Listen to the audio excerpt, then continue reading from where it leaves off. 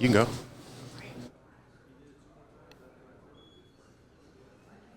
All right, folks, this is Zach Ross signing off here. I'm going to hand things over to a very special guest, Christian Youngers.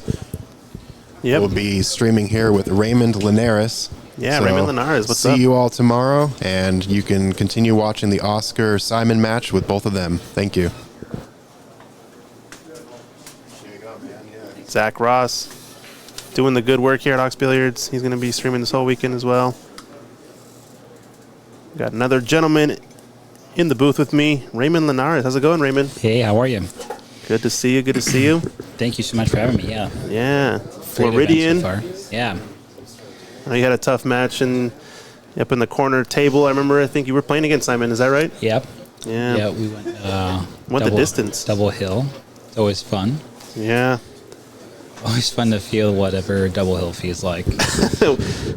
It's difficult to explain, I guess you could say, right? Yeah, sometimes, you handle it and sometimes you don't. So just got to shake it off. It was a good match, very competitive match. Both guys are having a very good tournament. Simon, on the winner's qualification, almost beat Georgie. He was up in dominating fashion and missed a key 9-ball against Georgie, and Georgie, ran the rest of the set out. Really? Unbelievable. Yeah. Wow. And kind of escaped from the strike, huh? Yeah. So obviously, Simon's playing very solid. Yeah. And he's hanging in there with, I think, one of the two most consistent Americans over the last 6 months between Tyler and Oscar. Oscar's really been playing just really tremendous pool and doing really well, going really deep in a lot of international events as well. Of course, yeah. And it's always kind of been the thing where you don't see, a lot of Americans doing well overseas. Yeah. So both he and Tyler have been doing well, and of course Shane, Shane is Shane. So Shane's been doing just, when he gets locked in, he's really tough to beat. And he's had a really amazing we don't got to worry about him. Middle part of the year, Yeah. So kind of interesting to see these two play.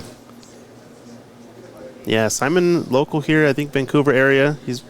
Does come down for a lot of tournaments in the Pacific Northwest area, but haven't seen too much of his 9-foot play, and he's gonna like this. Yeah, unfortunately, he caught the 7 and finds himself stuck behind the 9, and looking at probably a 2-rail kick to the bottom side of that 4-ball. He's not happy though. No, he shouldn't be happy. Unfortunately, too, it's like, if you split this ball like where he's looking at, that half ball, the cue ball comes to the left of 7 and the 4 comes out. So it's really touchy speed. You got to try and get behind one of these 7-4-9 balls, but the ball wants to keep tracking, and this table is so fast.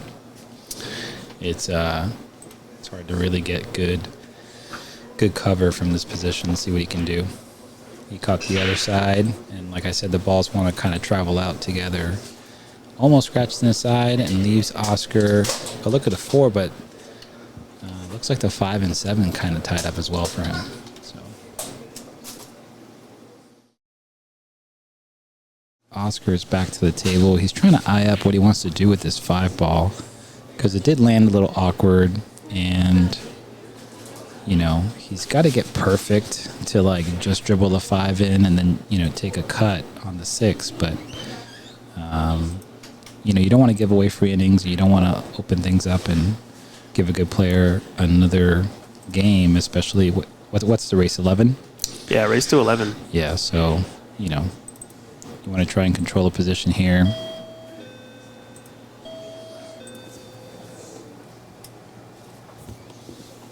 We got 2 matches left in the room. We got Georgie Georgiev playing against Keith Yip. That match is 8-7. If you want to check it out, it's on the second stream table, live on Ox Billiards YouTube channel. And this is the main one we're going to focus on there, I think, here because of how important the Mosconi Cup points are, like you said. Right. Somebody here, I think Mike in the chat mentions Billy Thorpe being, very good friends with Skylar and probable selection. Yeah, you think so? For the wild card, it's hard. I mean, I know Billy adds a lot of dynamism and chemistry to the team, and that's a captain's pick for a reason, because I think Skylar is going to look at performance as well for this year among the Americans, and Oscar and Tyler, I think, have separated themselves from the pack at this point. Of course, yeah. With just really consistent finishes and big wins against top players.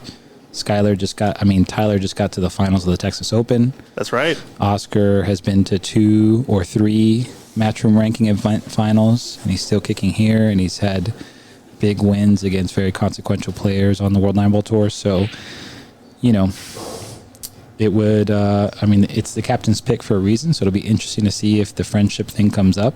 I know Billy has been playing more this year and been playing well, but I don't think he's playing at the level of Tyler and Oscar just based on skill. But again, he has to build the team and has to build a unit that he feels can go out there and compete and gel together. And so that, that's going to weigh in as well. So. Yeah, it's tough to say. I mean, he's got quite the decision to make. I mean, you have to imagine, Oscar or Tyler are the favorites to get that third spot, but you think he skips over the other one to go over Billy? It's going to be a little bit of drama. Yeah, that's going to be the case, but that would be a real hard pill to swallow for both guys. Oscar with a beautiful shot here, really nice. He fell on the perfect side of the 5 to float it in and come across and get perfect on the 6. Like, it's tic-tac-toe now. No, he did a lot of work, and he took his time to really decide and make a good decision there. So yeah, I think what folks don't realize is like you said, he was coming over to look at that at the beginning of the rack. He came back from the break. All his eyes were glued to that 5 in the side, right? And that was where the hard work was really done. He figured out exactly where he needed to get, and then it just worked backwards. That position shot keeps him in control of this match, and now he's back to a 2-game lead if he clears these 2 balls and breaking, which, this is a dominant position with, him only needing 2 more games and Simon needing 4.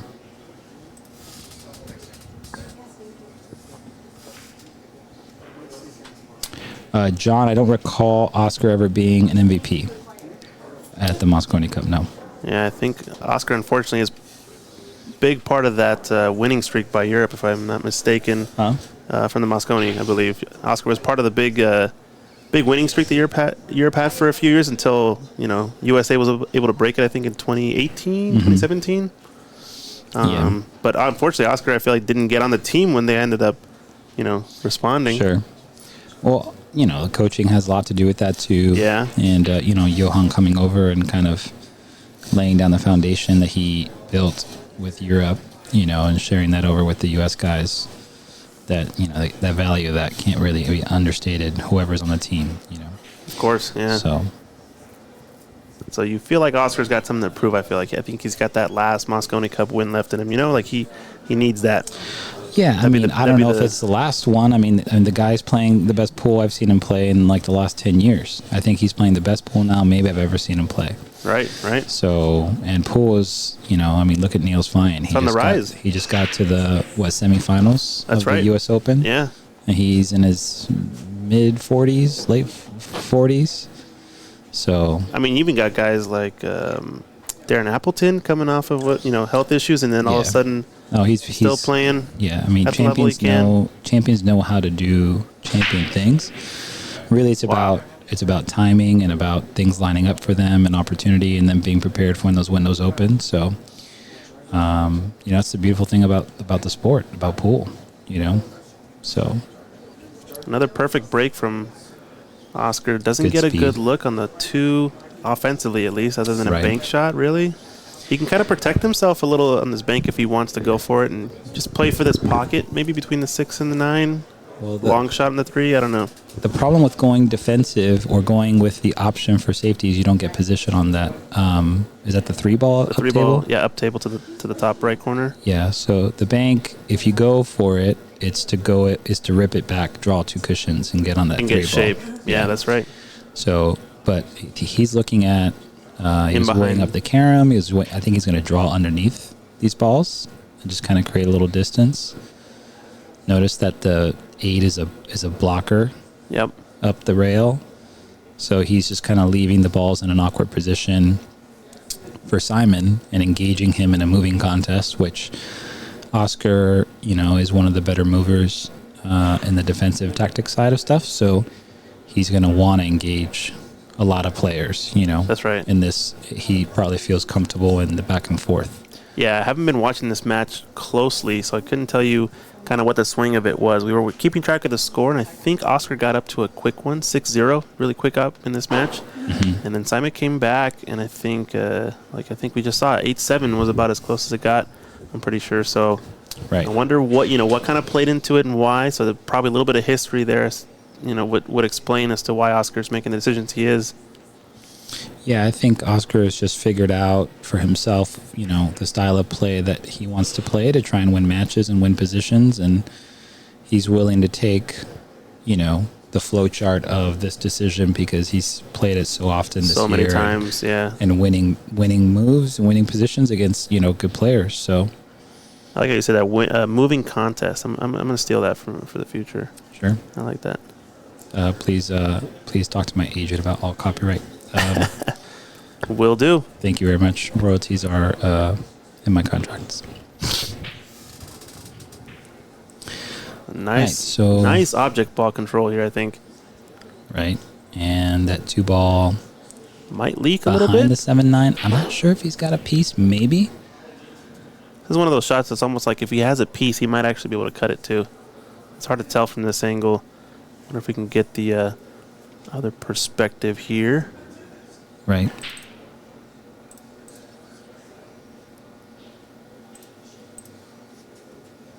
Oops, excuse me.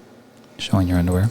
Yep, looks like no, look at it. It's going to kick cover. it. Yeah, so he's going to kick. Now, on this kick, he's again, he's in a position where splitting the balls brings them both out into the open. So if he's going to aim for that half ball, he's got to make sure to try and pocket that 2-4. It gets him action going that way. Otherwise, he's better off trying to find a really full hit on this 2 and letting it drift up, and try and keep the cue ball behind the 7-9. Yeah, nothing really. I mean, there's a chance to pocket this 4 on the side, which, depending on which, where the cue ball ends up, could go and turn the tables. Federer would probably just jump this ball in, right? Just jump it from here, yeah. Yeah. Jump kick 2 rails, some weird madness. What a psycho that guy is. Yeah. Oh, okay. Hits the 9. Hits it full. 9 goes for a little cheese ride. And Oscar earns the first position, right? The first opening from shot, from that decision. That moving contest, like you said. Right.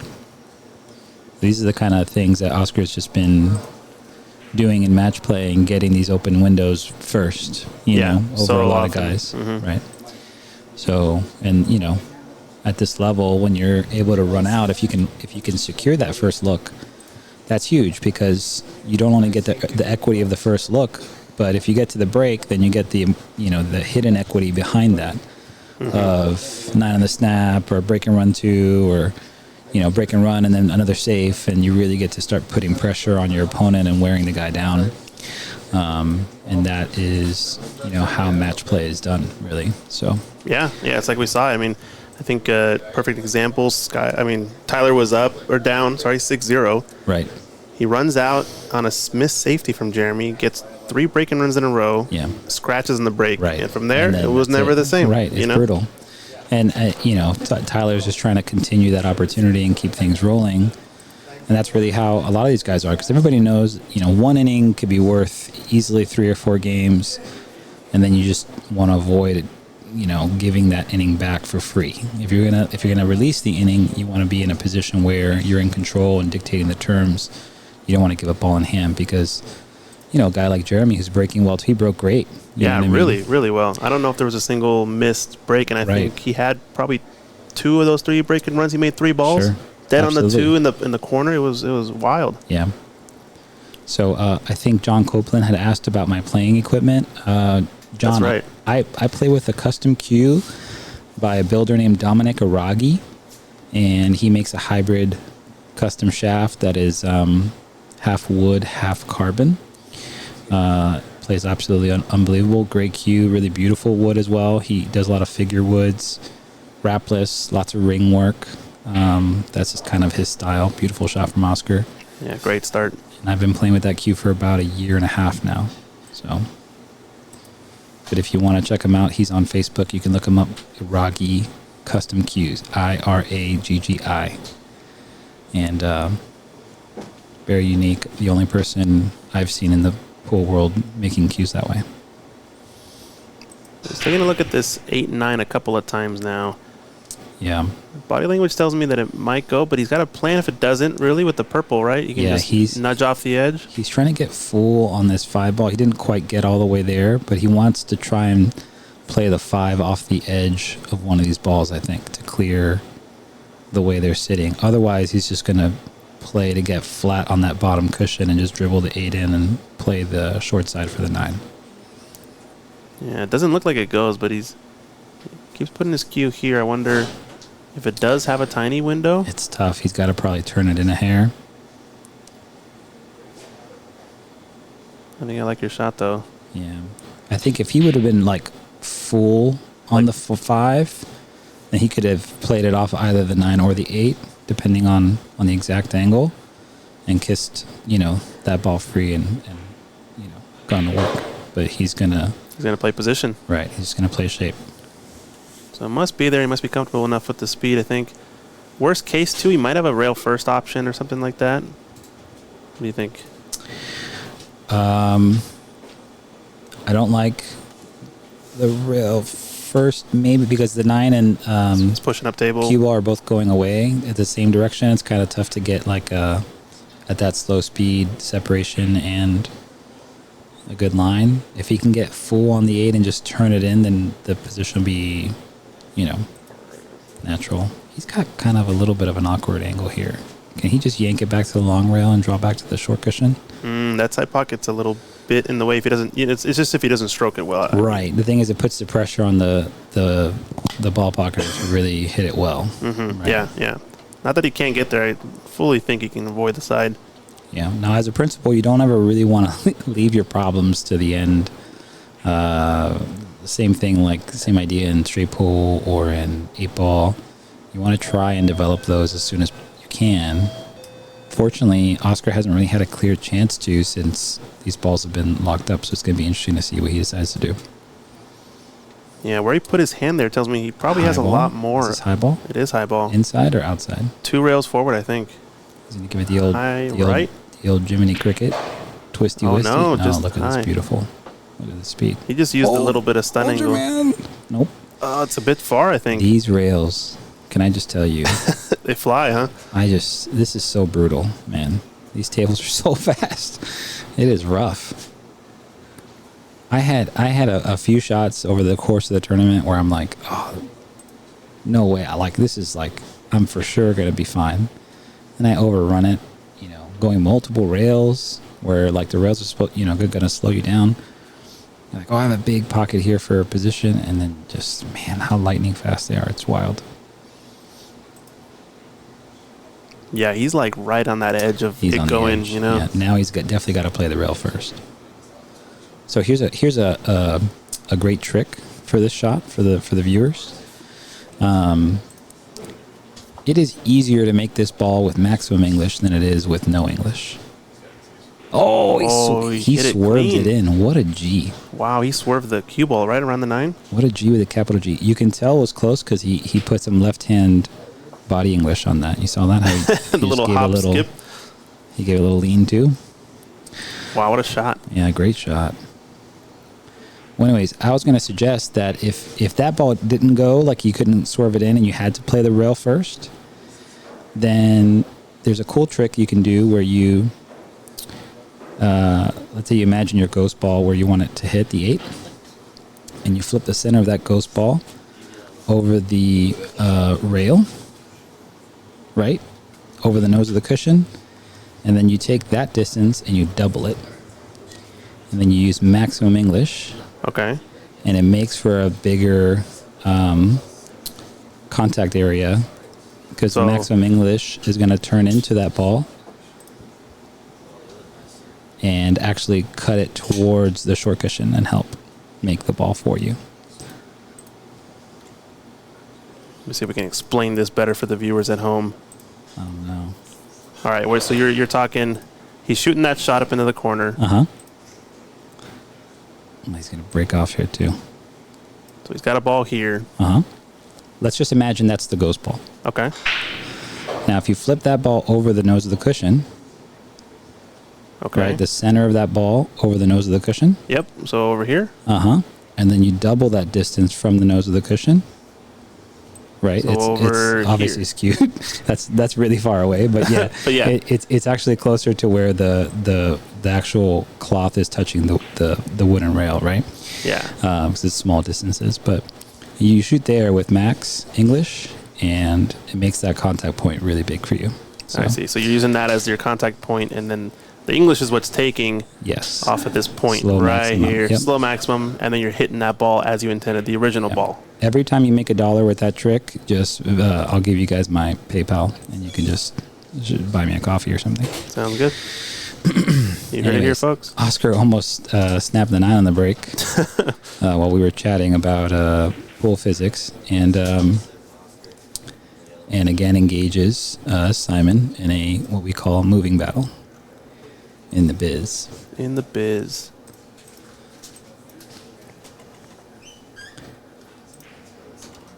Thanks, Doug Who in YouTube land, for the shout out about me beating Josh earlier this year. I appreciate that. Yeah, that's right. We're not saying the F word around here. We don't use the F word. Yeah, we don't use the F word in America, unfortunately. But it's okay. It'll all be settled down here in a few months, or a couple. I guess at this point, a couple months. I just call him Joshy Poo. Joshy Poo, you like that? That's right. Well, we got Oscar Poo here. Oscar Poo. Oscarito is what I call him. Oscarito, I like it. That was a very admirable rolling of your R's. Thank you, appreciate it. I am actually a native speaker. So are you? Very good. Yeah. I can tell. Put Simon in a pickle here. This is a pretty classic safety, if I remember correctly, at least from watching a bunch of pro play personally. And they like to thin off usually the left edge of this and push the 2 underneath these balls that are along the right side of the table, and send their cue ball either 2 cushions or 3 cushions around the table in behind traffic. Right? This little plus what do you 2. like?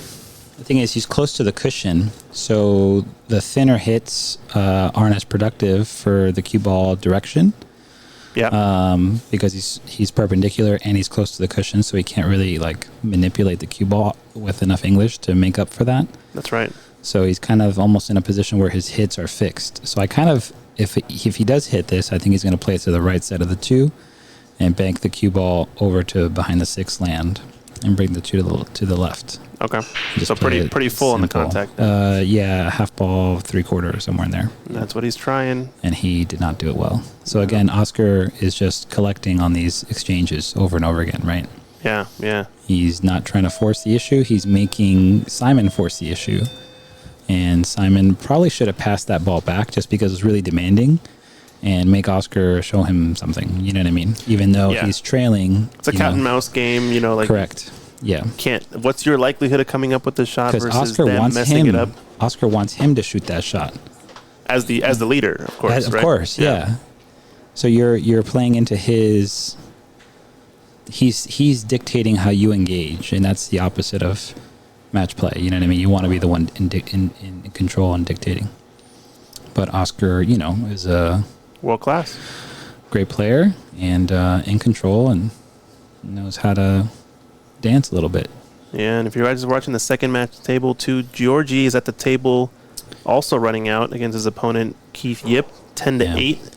Yeah, Georgie was dead earlier. Watching him play Simon, he was dead in the water, and Simon missed a key 9-ball, and Georgie took his shirt off, and you saw the S on his chest. Appeared out of nowhere. Except it was a G. And or a B for Bulgaria, either one. Oh my God, dude! The guy just ran out from everywhere after that, and just jumped to the table, ran out and broke and ran 3 to close the set. He's like, "Thank you very much. I come and take you." Mm-hmm. And Oscar's perfect on this purple 5. Tiny angle to stun. He's a Lucasi player now. That's right, Lucasi Tour, right? Mm-hmm. And Q&K sponsored, I think.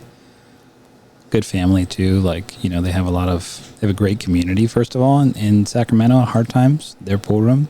Mm-hmm. Desiree, sweetheart, she runs she was really the muscle behind a lot of the tournaments that happen at Hard Times. I believe it. And they've got 2 beautiful girls and run a great room. So, it's good to see him managing all that and still playing world-class pool, which goes to show you that it is possible. That's amazing. To have a, family and play good pool, to have a job and play good pool. And, you just got to figure it out. People like Oscar are showing it's possible. People like Niels Fine are showing it's possible. Mm-hmm. The old adage that you have to be a degenerate and not have any balance in your life, it just isn't true. It's not true. It's a sport. I mean, like any athlete, right? It's the same kind of balance. Yeah. And it's one of those things where everybody has a puzzle to solve, and you just got to work harder to put the pieces of your life together that are important to you, to put in the adequate time and the quality time to make to progress, Mm-hmm. And sometimes that means you have a little bit of a longer curve in achieving your goals, but that's okay because that's just inherent in whatever your challenge is. Yeah, well said. Okay, looks like Oscar's going to clean this up, and that's the match, right? That's it, ladies and gentlemen. Oscar takes it down. What a player. Yeah, 11-7. Good tournament, too, for Simon. Really good. And, respectable showing. Oscar continues to march. He's really happy about this particular match. It kind of probably settles him down, and he can maybe even relax a little bit. You know what I mean? Mm-hmm. It's almost like